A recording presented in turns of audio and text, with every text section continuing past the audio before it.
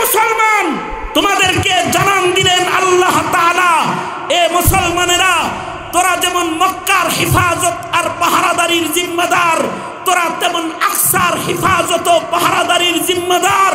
তোদের সম্পর্ক যেমন মক্কার সাথে আছে, তোদের সম্পর্ক আকসার সাথেও আছে। তাই আমরাও বলি, আমেরিকা, ইসরায়েল, তোমাদেরকে বলছি, আমাদের সম্পর্ক আকসার সাথে আছে। আকসার মাটির নিচে হাজার হাজার পয়গম্বরের কবর আছে। এই জমিনের আজমত যদি রক্ষা করতে ব্যর্থ হও তোমরা, এখনো যদি তোমরা আকসার হামলা বন্ধ না করো, সারা দুনিয়ার মুসলমান আকসার দিকে জিহাদের ময়দানে ঝাঁপায়া পড়বে।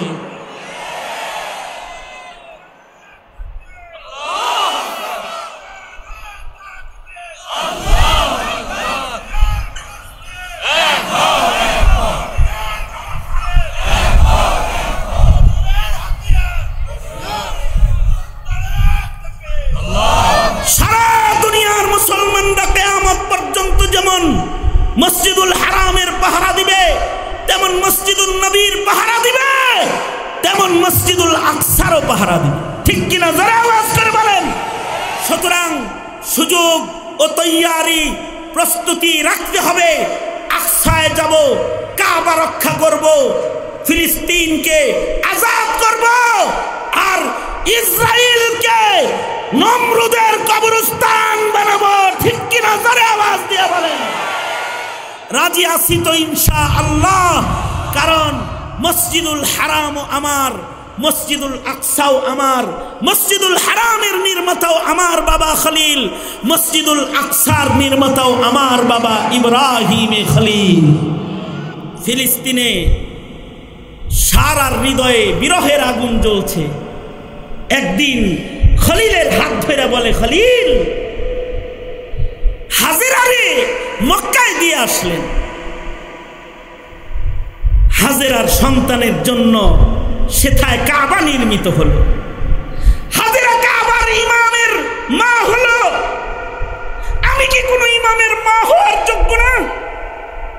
ও আল্লাহর খলিল, আল্লাহকে বইলা, এই ফিলিস্তিনে কি আমার ইসহাক যেটা আল্লাহ দান করছে তার জন্য একটা ঘর আল্লাহর কাছে চাওয়া যায় না? আপনি আল্লাহর খলিল, আপনি প্রত্যেক দোয়ার আগে কুরবানি করেন, আপনার দোয়া কবুল হয়। আপনি আল্লাহর কাছে আরেকটা বাইতুল্লাহ চান। এই ইব্রাহিম আলাইহিস সালাম রবের কাছে আরেকটা বাইতুল্লাহ চাইলে আল্লাহ বললেন, ঠিক আছে, মক্কায় বানাইছো ইসমাইলের জন্য মসজিদুল হারাম, আর ইসহাকের জন্য তুমি খলিল আর একটা ঘর বানাও যেটার নাম হবে মসজিদুল আকসা।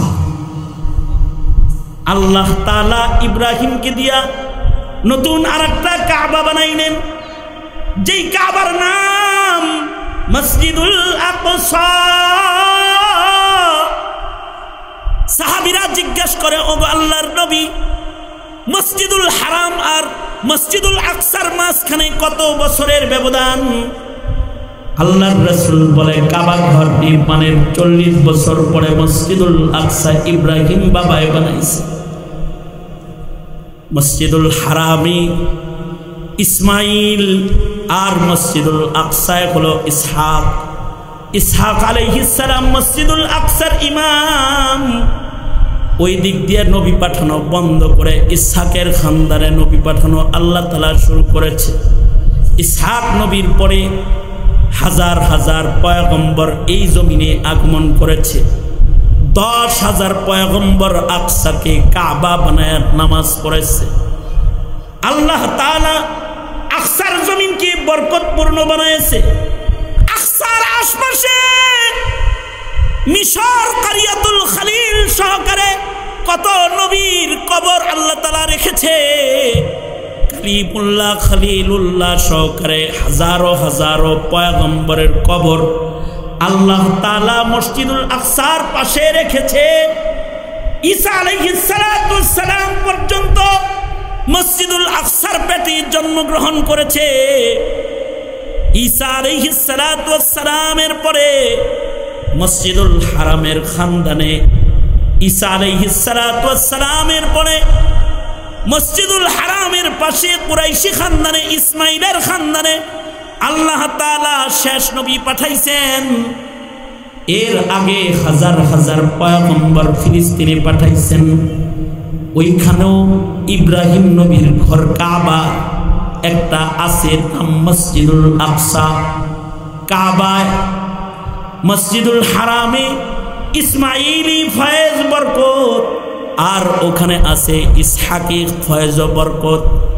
মুহাম্মাদুর রাসূলুল্লাহ সাল্লাল্লাহু আলাইহি ওয়াসাল্লামকে মিরাজে নেওয়ার সময় আল্লাহ তাআলা উভয় কাবার বরকত দেওয়ার জন্য সুজা মসজিদুল হারাম থেকে নবীকে আকাশে না নিয়ে আল্লাহ তাআলা 1 মাসের পথ সফর করায়া মক্কা থেকে রাসূলকে আগে আকসায় নিলেন।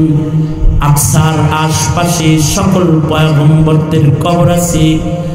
দুনিয়ার যত পয়গম্বর এসেছে সকল পয়গম্বরকে আকসায় জমা কইরা আল্লাহ তাআলা আমার নবীকে ইমামুল মুরসালিন বানাইলেন, আকসার ইমাম বানাইলেন। নবী শুধু কাবার ইমাম না, নবী আকসার ইমাম। নবী শুধু সাধারণ মানুষের ইমাম না, নবী নবীদের ইমাম। সকল পয়গম্বরদেরকে মুসল্লি বানায়া আমার নবীকে ইমাম বানায়া মসজিদুল আকসায় নবীকে দিয়ে নামাজ পড়াইলেন। মিরাজের রাতে এই মসজিদের সাথে মুসলমানের ঘর, মুসলমানের কাবার সাথে, এ ঘরের সাথেও মুসলমানের সম্পর্ক কিয়ামত পর্যন্ত আল্লাহ তাআলা দুনিয়ার সব উম্মতদেরকে জানান দান করলেন। শুধুই তাই করলেন না, নবীজি হিজরত করে মদিনায় গেলেন। যায় দেখে মুসা নবীর অনুসারী যারা তারা আকসার দিকে নামাজ পড়ে। আল্লাহ তাআলা তার বন্ধুকে মক্কা থেকে হিজরত করায় মদিনায় নিয়া মদিনার বিবাদ এড়াতে আকসার দিকে 16 মাস 17 দিন নামাজ পড়ালেন। নবীজি আমার মদিনার থেকে লাগাতার 16 মাস 17 দিন, 17 মাস 17 দিন অথবা 10 মাস 17 দিন আল্লাহর রাসূল মদিনার থেকে আকসার দিকে নামাজ পড়ে আকসাকে কিবলা বানায় 10,000 নবীর সাথে আমার নবী আকসাকেও কিবলা বানায় নামাজ পড়লেন। নবীজি তো মদিনার থেকে আকসার দিকে নামাজ পড়ে, কিন্তু ঐতিহাসিকদের কেউ কেউ কয় রাসূল আবার কখনো কখনো কাবার দিকে ফিরেও নামাজ পড়ে।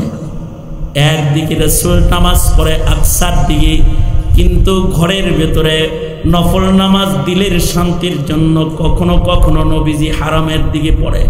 কেউ কেউ বলে না, নবীজি কাবার দিকে দিল থাকে কিন্তু আকসার দিকে নামাজ পড়ে, আর ফাঁকে ফাঁকে নামাজরত আকাশের দিকে চায়।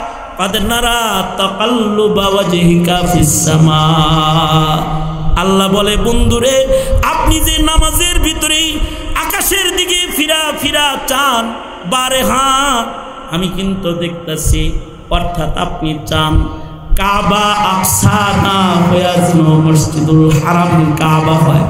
মসজিদুল হারাম তো আগেরই কাবা।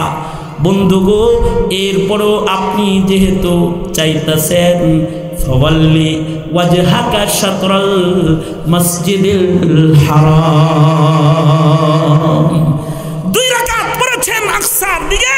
এবার কিয়ামত পর্যন্ত মুসলমানের কাবা মসজিদুল হারাম বানায় দিলাম, চেহারা ঘুরা ফেরেন মসজিদে কিবলাতাইন। ঘটনা ঘটে গেল। অর্থাৎ নবীকে 16 মাস নামাজ পড়ায়া মিরাজের রাতে নবীকে আকসায় নিয়া, এই মুসলমান তোমাদেরকে জানান দিলেন আল্লাহ তাআলা, এ মুসলমানেরা তোরা যেমন মক্কার হিফাজত আর পাহারাদারির জিম্মাদার, তোরা তেমন আকসার হিফাজত ও পাহারাদারির জিম্মাদার। তোদের সম্পর্ক যেমন মক্কার সাথে আছে, তোদের সম্পর্ক আকসার সাথেও আছে। তাই আমরাও বলি, আমেরিকা, ইসরায়েল, তোমাদেরকে বলছি আমাদের সম্পর্ক আকসার সাথে আছে। আকসার মাটির নিচে হাজার হাজার পয়গম্বরের কবর আছে।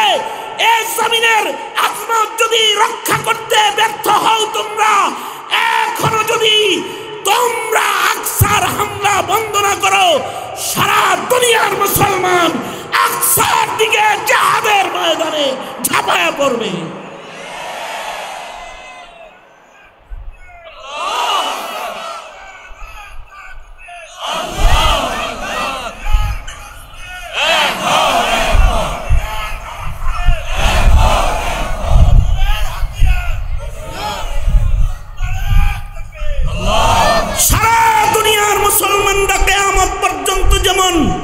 মসজিদুল হারামের পাহারা দিবে, তেমন মসজিদুল নবীর পাহারা দিবে, তেমন মসজিদুল আকসারও পাহারা দিবে। ঠিক কিনা যারা আওয়াজ করে বলেন।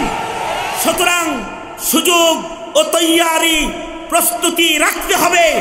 আকসায় যাব, কাবা রক্ষা করব, ফিলিস্তিনকে আজাদ করব, আর ইসরায়েলকে নমরুদের কবরস্থান বানাবো। ঠিক কিনা যারা আওয়াজ দিয়ে বলেন।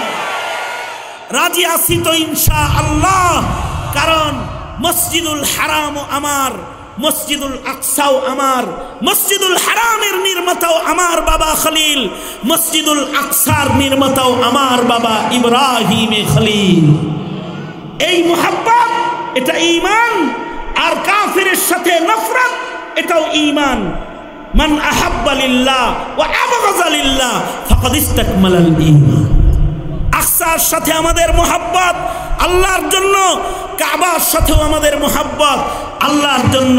এই মোহাব্বতকে প্রমাণ করতে তৈয়ার আছি তো ইনশাআল্লাহ। কারা কারা তৈয়ার আছি হাত তুলে। আল্লাহ আপনি আমাদের কবুল করেন। জোরে আওয়াজ করে বলেন আমিন।